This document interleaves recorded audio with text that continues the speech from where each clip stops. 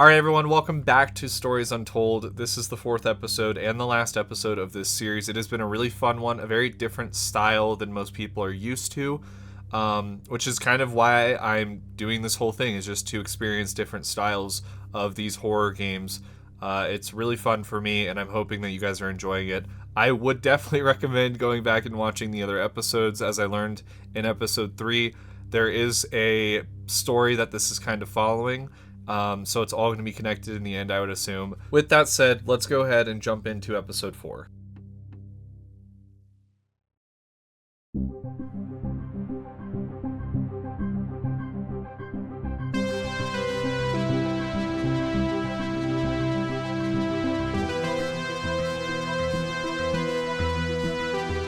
I think that's enough of that for now. What? Taking away my intro, man. I love that intro. You're quite fond of this show, aren't you?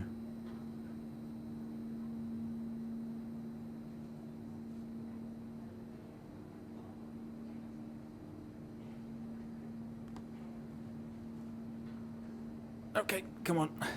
Let's get you down to the observation room. What? What? What the heck? This place must be starting to feel like home to you. There's no way it's been a show the whole time. Don't worry. Try and get you out of here eventually. Just in here.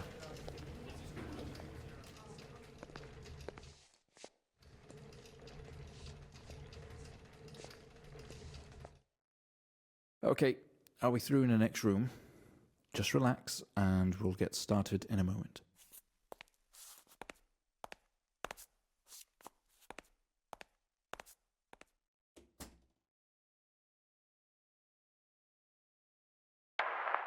Right, Mr. Asian, now are you ready?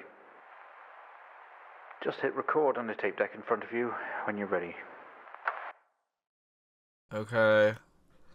So this is the same guy as I thought. This is going to all wrap up in this episode. This is subject 12-19-86-23, new session entry. We have myself, Dr. Alexander, leading, and in a room we have our patient, Mr. James Asian. As we know, James has recently recovered from a 2-week coma following his accident. In our last 3 sessions, James's attempts to recollect events of the accident seen him merging his memory with his imagination. What? These episodes have always ended in panic, and we've had to terminate the session abruptly. Let's try and do this one better, James. So when you're ready, let's bring this back. I know how difficult this must be, but you can do this. James, it's time to remember.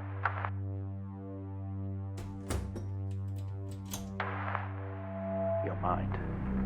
It's like a conscious black box. It can show you your memories.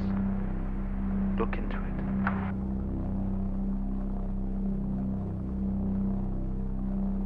This is weird, man. This is trippy.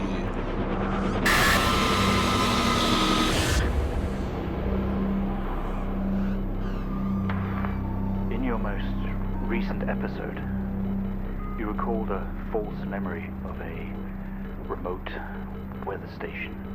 You were isolated from the rest of the world, locked inside your coma.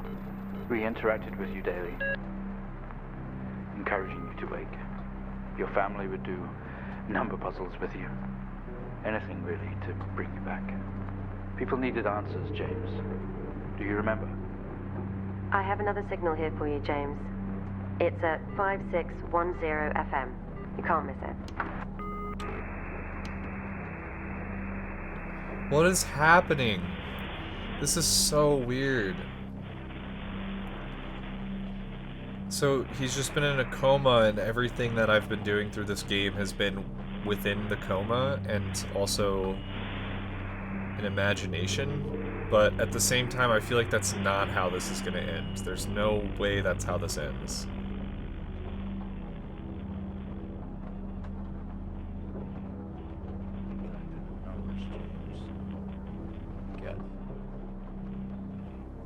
is 20F 12 19 86 23 04. Type in the numbers, James. The F doesn't make any sense. This is 20F 12 19 86 23 04. Okay, the F doesn't make any sense. I don't think... Yeah. You gotta see this. This is 20F. Okay, enough of that. Okay, so... Report. Oh, hold on. Wilson Police Department. Road traffic accident report file. Is this me? Fatal accident, James Asian. So arrived on scene to discover two cars that had been involved in a near head-on collision. Mr. Asian found lying down outside his vehicle with head injuries. An ambulance was immediately called. His passenger was trapped in the vehicle in critical condition from wounds sustained in the collision. The driver of the blue sedan, Mr. Hiddings, was found dead on arrival. It was noticed that there was strong smell of whiskey from the driver and an empty whiskey bottle on the passenger seat. Mr. Asian was questioned on the scene. He described an oncoming blue sedan being clearly out of control, which he swerved to avoid. Mr. Asian's passenger was his sister. The driver of the blue sedan was an ex-police officer of 20 years. Ooh, damn. Okay, so his sister might have ended up dying. Oh. These are circled. There's 3 things circled.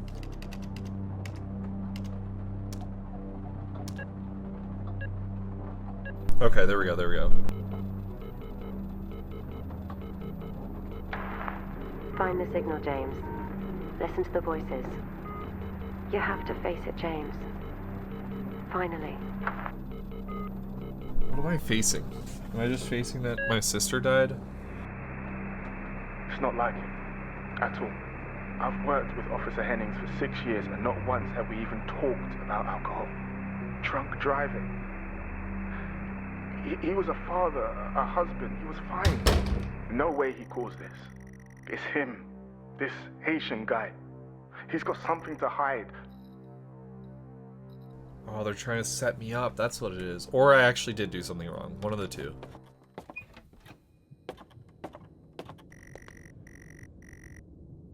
Step out into the hospital ward, only it seems abandoned.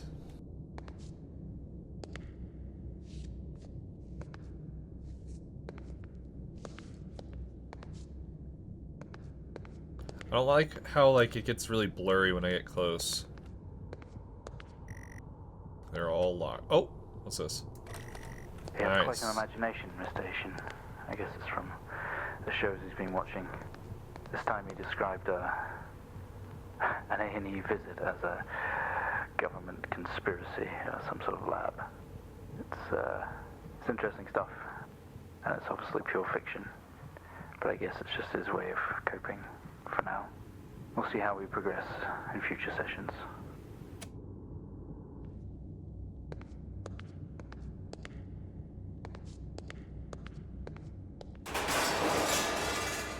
Tense up. Someone else is here.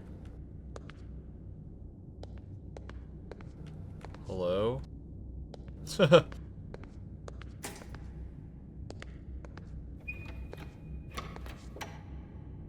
Who else is here? Hello?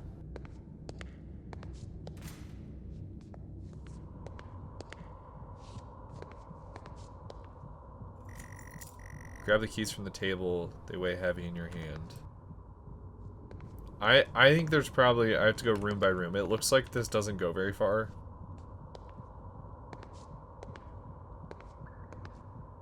I can't open drawers. There's a cassette here, though. We found him lying there sobbing while his sister died in the car next to him. While Hennings died next to him. What the fuck was he thinking? She was still alive when we got to her. If he'd have done something, they could all still be here. Okay. Oh. Today was the first session with Mr. James Asian, although I fear it will certainly not be his last. When asked about events that have happened in the past, he confused fact and fiction and told us a story about a computer game that was talking to him. I think he was back at his own house, his mum and dad's house, and he always talked about a room with a red X, one he couldn't get in. I don't know what any of this means or what it's got to do with the accident, but I guess some more sessions will maybe reveal that. We're going to try again tomorrow. The only video they have is some horror compilation. Trash. No cassette. Use this again. No, okay. Use that. Feels totally unfamiliar, yet somehow you feel you've been here before. Okay. What's this door? Can't go in there. I assume I can't go out there either because the other doors didn't let me. You only got a glimpse of the room. You guess that's why they're... Oh, God. You guys read it. I didn't. I saw it. You honestly believe that Hennings was drunk at the wheel and not this little shit? If he wakes up, when he wakes up, I want answers. Until then, you handle it. You write it up. I'm out.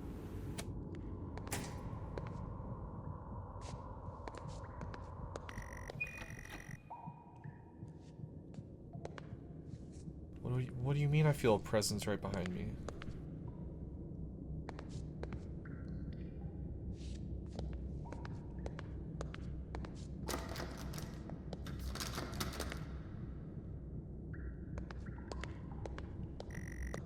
Someone breathes on your neck standing over you? What? Hello?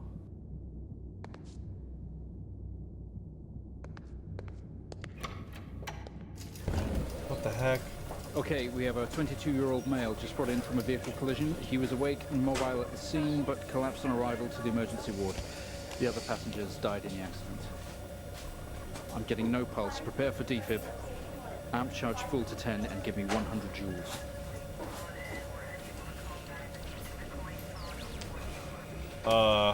Come on, 100 joules. Charge amp full to 10. I don't... Can I... What... Oh? Come on. Is this camera facing me? It's facing me. Gross. I hate that. So this one goes with this one, I would assume, because this goes all the way to 10. Clear. No reaction from first stage. Let's try higher. 200 joules. Keep the amp charge to 10. This is really interesting that it's like making me go back and play the game. Joules. Keep the charge at 10. But it's Let's at the go. same time them saving my life after the accident. Clear. Okay, we have a reaction of some sort here, a weak signal. Let's keep going. Increase again. 360, charge full.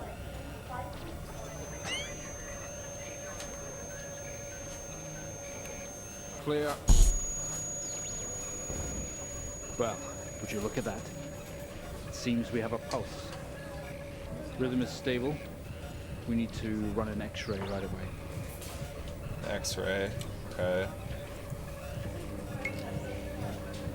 Yep, okay. Looks like an intracerebral hemorrhage. We need to drain this now to relieve pressure. Prepare for trepanation. Switch on a drill, please. Drill, and then back to drill, normal. Please. Mr. Asian, you've made excellent progress. You're doing great. We need you to stay calm and try to relax while we go through these next steps. We're going to attempt to alleviate some of this discomfort.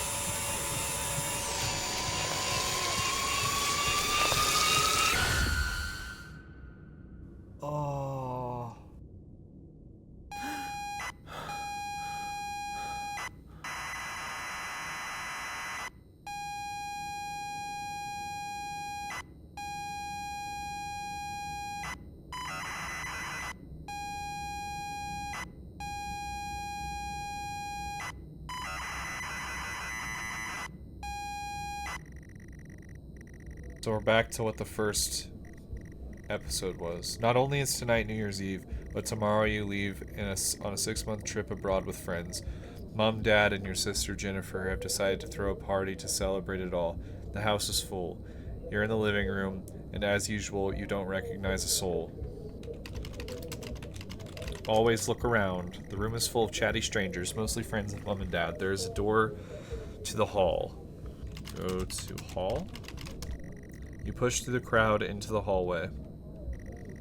The hallway is welcoming as ever, only this time the folks have put a great big banner up across the main wall. Half-finished drinks are abandoned on almost every horizontal surface. Stairs lead up, although the party is firmly downstairs. I think that means I'm going upstairs. As much as you'd love to, you promised you'd stay downstairs with the party. Never mind.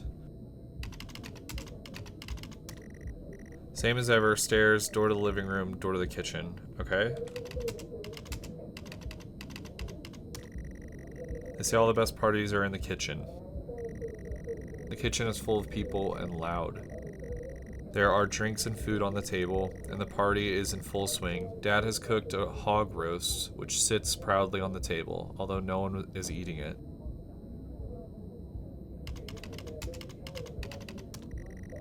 There's a utility room and writing on the wall. Also, Jin is there signaling you. Happy New Year, 1986. On another banner, weird place to hang it. Go to Jin. You push through, apologizing over and over to get to Jennifer. You hug, you're going to miss each other. You thank her for the party. She asks if you are enjoying the party. Yes? You tell her it's great, even though you don't really know anyone. She tells you to enjoy it anyway and to loosen up. She asks you to get her a drink. Get drink. You pour Jen a drink and one for yourself. There's never an awkward silence with Jennifer. She always has a question. She asks if you have everything sorted for the big trip. Yes, I would assume. You tell her yes, that you have packed everything and have plenty of room to spare. Another hug. Your family have really gone out of their way to make this trip happen for you. It might be what you need to get some perspective and maybe not fuck up so much. She's going to miss you. You're going to miss her. She walks away. Jin has disappeared into the crowd. You're left standing, nodding and smiling at the approving faces. There's so much to do for this move. Can't mess it up. But first, a drink. Oh boy. You pour and down another drink. Anything to move the night along. Oh no, he did drink and drive. The room is full. There's a utility room. Okay.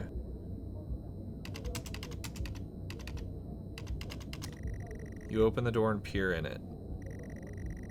You're never allowed in here normally. This is where Dad keeps his fine wines and whiskeys. Ceiling to floor racks. A collector, although he does actually drink them too.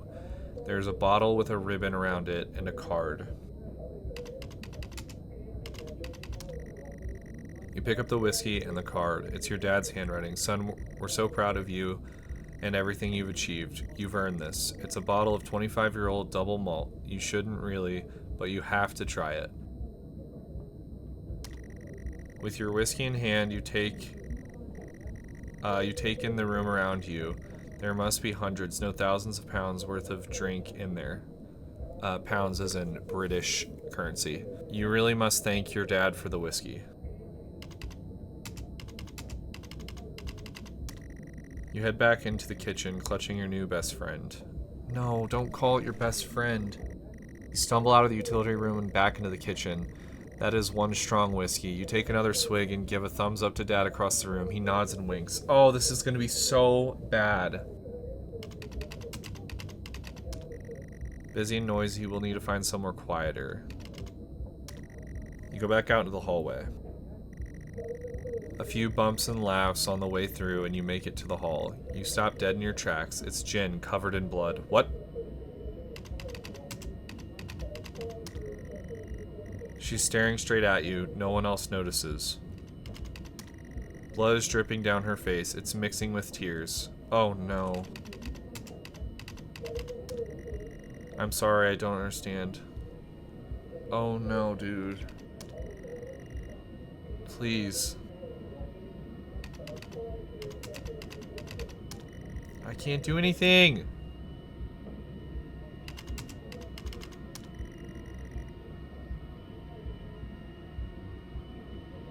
Oh boy. Can I leave? I'm sorry, I don't understand. We tried our best, Mrs. Asian, but her injuries were too severe. No, I don't understand. I was just talking to her. I'm afraid Jennifer passed away before we could get to her in surgery. We did the best we could. I'm so sorry. Where is she? Let me see her. Please, Mrs. Asian, take a seat. I don't want to take a seat. Let me talk to her. Now. I'll arrange for you to see her. In the meantime, James is in recovery. He's stable for now. I don't want to see him.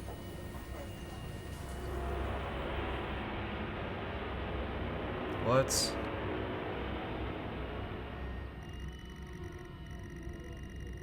You're standing in the hallway. Something has stopped you in your tracks. While searching your mind, your sister interrupts. She waves her hand in front of you and asks if you can... No! It was always James! It was always James. Where's the kitchen living room lead from here while the staircase can take you up? You're sure your keys are in the living room? The living room has... I said that as a question. It looked like it was more of a statement. Living room is much more relaxed atmosphere compared to the kitchen. Various guests are sat in chairs having civilized conversations. There's coffee. There's a coffee table in the middle of the room. Your mom is pouring a drink at the drinks cabinet. A coffee table, drinks cabinet. One of those chairs is overflowing with jackets and coats. Look at jackets. You search through all the jackets and coats until you find yours. Aha, car keys in the pocket. You grab both. Okay. Keys in hand, you head back to the hall. Jen thanks you for helping her out. She has work in the morning and no one else in the fit state is in any fit state to drive. You can handle it though. You know the road like the back of your hand, don't you? Leave house, maybe? You open the front door and walk into the freezing night. Cold air hits you. You're glad to have your jacket with you. There is a dusting of snow around you as you step down from the porch. The yard extends around the back of the house, and the car sits in the front of the house. You fumble with your car handle, confused until Jen tells you to maybe use the key in your hand. Jen, you are seeing him do this. Why? You just literally said, you just said that no one else is able to drive you home and you're watching your brother fumble with the keys. Fumbling with the car keys, you eventually get the door open and get inside. The car is freezing as you fumble around with the seatbelt. Your sister opens up the car glove box and hands you a note and a key that was inside. She tells you that it is for when you return.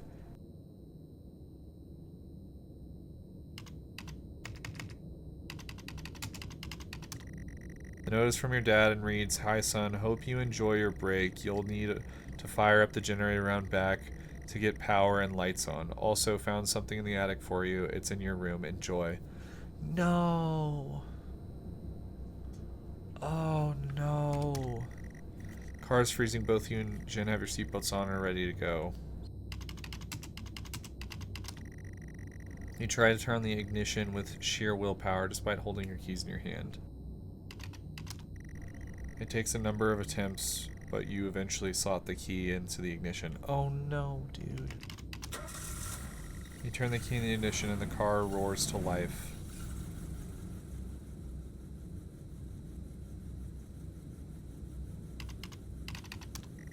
The car squeals but stays stationary. Suggests releasing the brake.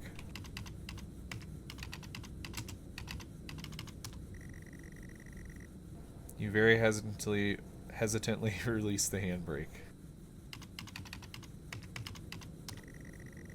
You put the car in gear and pull out the driveway like a first-time driver. You really shouldn't drive.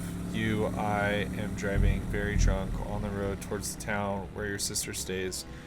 Jin started dozing off as soon as the journey got going. This shouldn't take long. You come to a junction. Is it left or right? You can't remember. Which way? Oh. She grunts and throws her arm to the left. Okay. Oh, she's drunk too. Oh, this is all just bad. You turn the car left at the junction and accelerate off. Confident that you are on the right road now, you loosen up and put your foot down on the accelerator. You feel powerful as the engine roars at your command. Jin sits up in her chair and clutches your arm. She asks you to slow down. Oh, no. Please slow down. That's not what really happened, though, is it? You're all over the place, James. Pull over. Jin is hitting your arm and yelling at you, crazy sister. Strange, there is a set of headlights coming directly at you, but really slow, like slow motion. Brake the car! You try to react, but your body isn't responding. There's nothing you can do to stop this. There's no way to control it. The lights merge with James, your car. for fuck's sake, pull over! The outside joins the inside. The whole world around you begins to scream. James!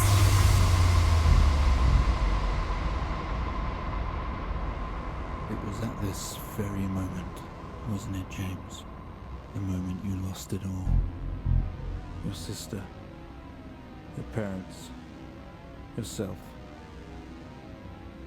And then you made it worse. Go on. Show us what you did. You wake up in the car. The world is upside down. Your seatbelt struggles against gravity, trying to hold you in your seat. An impact into another car has torn a hole in the chassis. Poisonous fumes spilling into your car from the engines. You are in grave danger. You have to get out. Oh, I have a bad feeling that he's about to feed this other man alcohol and make it look like he was the one who was drinking and driving. You release yourself from the seat. Gravity takes over as you slump onto the roof of the car. You squeeze through the wreckage and fall to your knees on the ground next to your vehicle. Every breath brings pain to your chest. Your head is throbbing. A blue car has smashed into the passenger side of your car. Your life cannot be ruined by this. You are standing holding your whiskey and your dad's note, and flashing lights are approaching at the distance. The hazard lights are blinking. Fumes are rising from the engine. Through the smashed windows you can see the motionless driver. Use whiskey, because that's what's gonna happen. Yes, good, James. That's exactly what you want to do with the whiskey. Oh, no.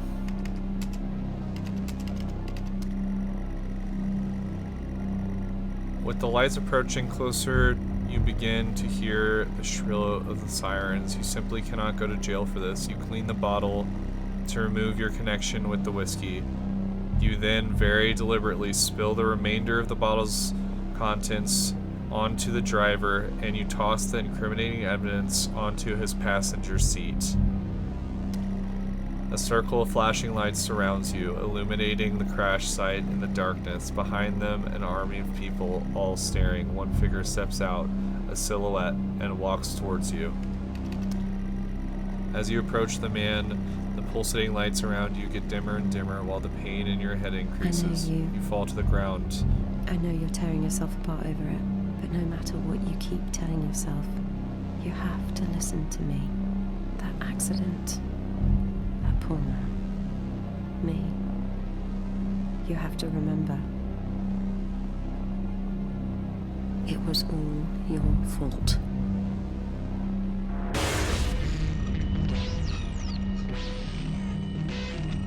I know what you did. How you left me there to protect yourself.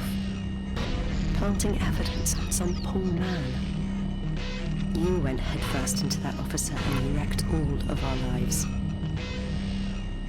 And then you couldn't even take responsibility. You did the right thing for you and no one else. Save yourself. Only it was wrong, wasn't it? Look at you now. Utterly consumed by it. Say it, James.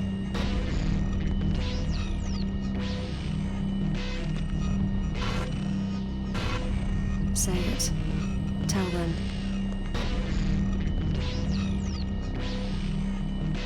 Tell them it was all your fault. Listen to yourself.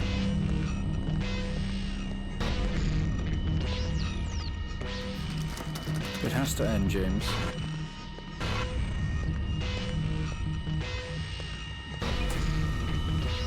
Do you not understand?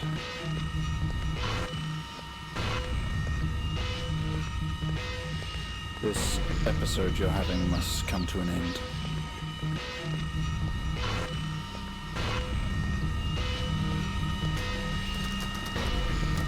Make it stop, make it stop. Do you remember?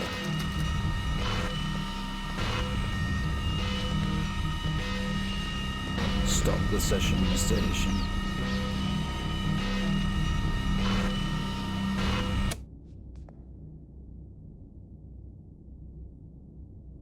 Well, I think we've made progress today, Mr. Asian. I guess we should tell the police what you've told us. Although I don't suspect they'll take you anywhere. I think you'll be with us for quite some time. Come on, let's get you back to your shows. I'll see you tomorrow.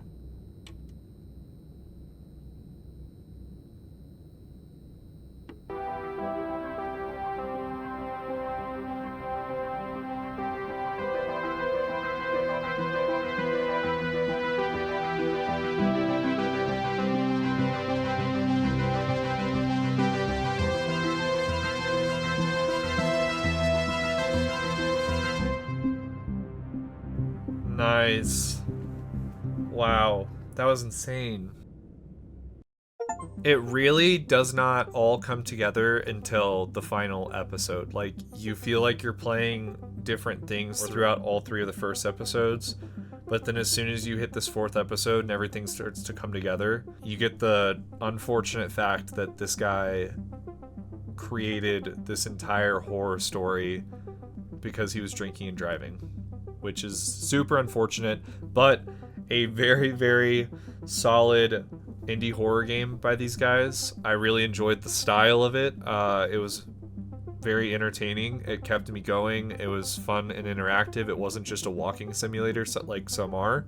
But yeah, definitely a whole game just about like kind of giving you the notion of, hey, don't drink and drive because you're gonna really mess up people's lives if you do that. Very awesome game. This was a lot of fun.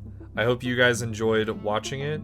And yeah, if you guys, once again, enjoy this style of game, if you enjoy horror games overall, check out the rest of my channel and see what else I'm playing. I'm really just trying to keep pushing myself forward to try out a lot of horror games, probably some that you guys may have never heard of and maybe want to play. I'm not going to just play the big ones, though I will probably start uploading a few of my favorite big horror games soon. So thank you guys so much for watching, and go check out some of the rest of my stuff.